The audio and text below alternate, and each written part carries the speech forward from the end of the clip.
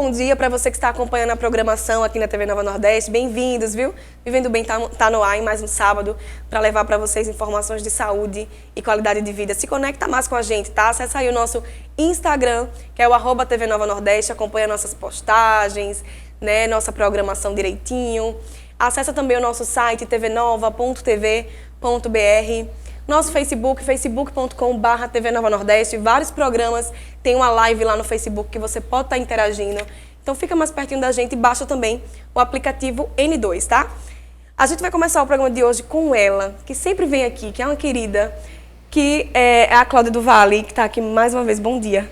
Bom dia, Dani. Que já é de casa, obrigada, né, meu amor? Eu amo vir aqui, então muito obrigada. Muito bom. E pela primeira vez, a gente está recebendo a Verônica Sui, ela que é terapeuta holística, né? Isso. Depois ela vai explicar um pouquinho da profissão dela. Bem-vinda. Muito obrigada, é um prazer estar aqui, né? Poder trazer um pouco de informação sobre essa técnica. Verdade. Para quem está ligando a TV agora, a gente vai começar no segundo bloco a falar sobre... A gente vai trazer pela primeira vez, na verdade, a massagem sueca, não é isso? Perfeito, massagem sueca.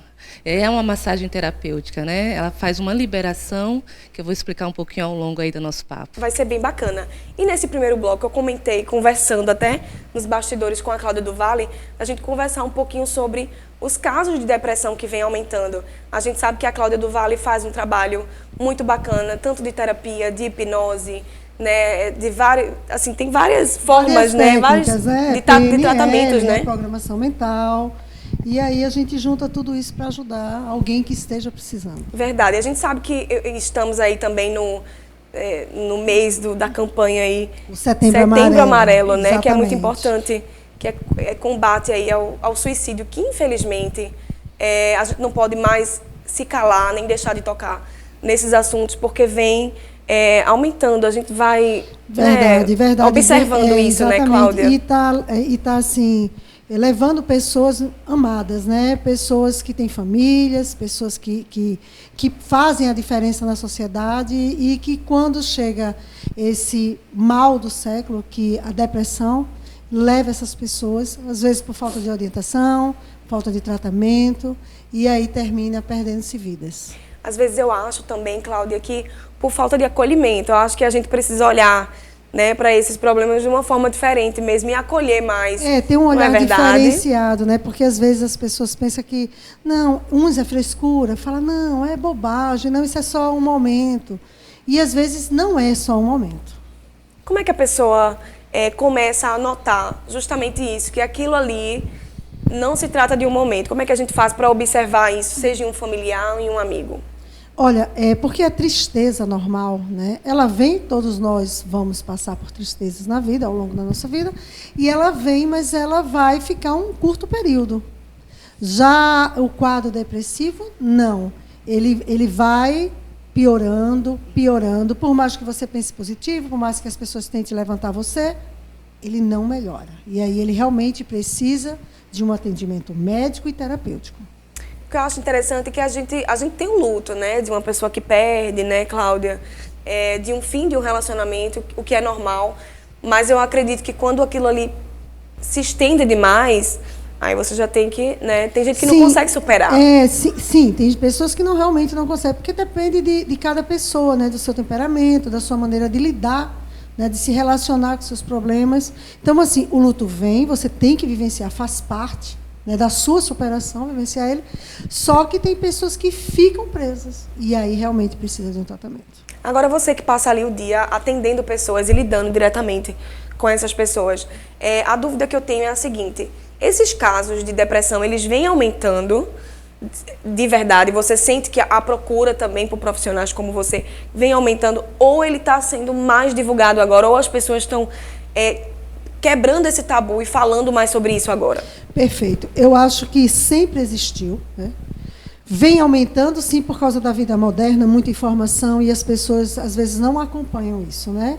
E aí se deprime por causa que não consegue mudar de trabalho, não consegue se adaptar às novas tecnologias, às novas maneiras de se relacionar, né? Então, as mudanças são muitas. Então, as pessoas realmente, às vezes, não conseguem. E aí ficam. E se sente inferiorizada, né, diminuídas, fragilizadas, fracassadas. Então, agora, o nosso país ele é líder, né, em depressão no mundo, verdade. né?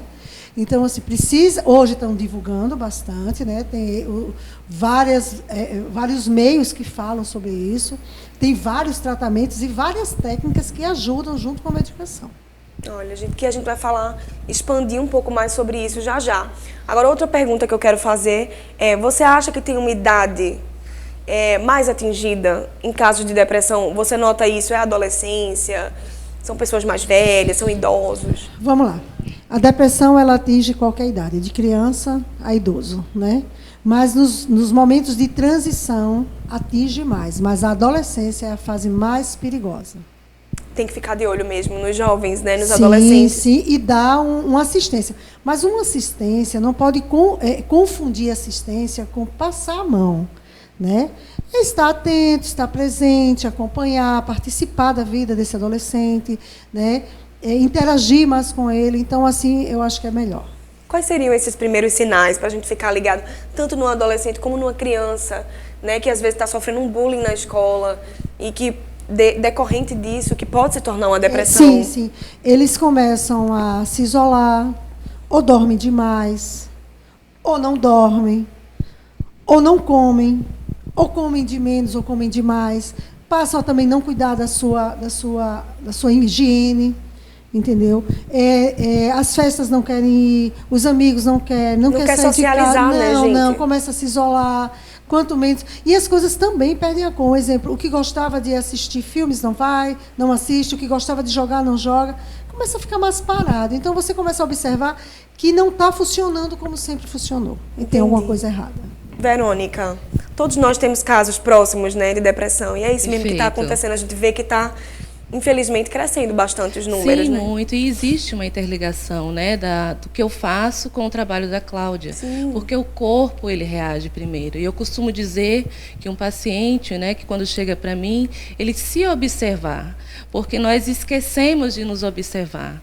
E essa tensão, ela vai sendo gerada no seu corpo e vai se enrijecendo. Você vai ficando cada vez mais fechado. Então, caminha muito junto os quadros das ansiedades do adolescente, né, pela vida que ele tem hoje muito ritmada, né, que muitos compromissos e o tempo que é pequeno. Então, ele se sente na obrigação. Até a gente observa quando a gente passa mensagens, né, a gente não tem mais tempo e paciência de aguardar o que acontecia antigamente. Verdade. A gente, às vezes, passava o dia, né, para poder dar uma resposta, para poder dar um retorno. E hoje é de imediato. Então, a gente se culpa muito por não conseguir, né, estar atendendo esse tempo que é cada vez mais acelerado. Então, as pessoas, quando chegam, né, com esse quadro depressivo, elas não costumam ver que elas precisam também se olhar e ver o que ela está sentindo, né?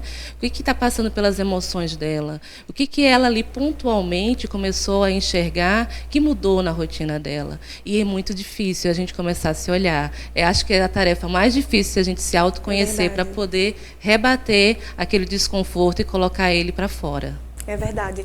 E a gente pode dizer que essa massagem sueca, ela faz parte de uma terapia? Ela pode ser considerada uma terapia? Muito, muito. Na verdade, ela, desde o século XIX, foi descoberta por um sueco, né? Uhum. Ele era ginasta, o Henry Lang, e ele começou a praticar nele. Aí estudou, né, romanos e chineses, aquelas manobras, a velocidade que se tinha, o deslizamento, a direção, e ele criou, então, são os 3 componentes principais, inclusive, da massagem, que é a velocidade, a intensidade e a direção que você faz no movimento do corpo.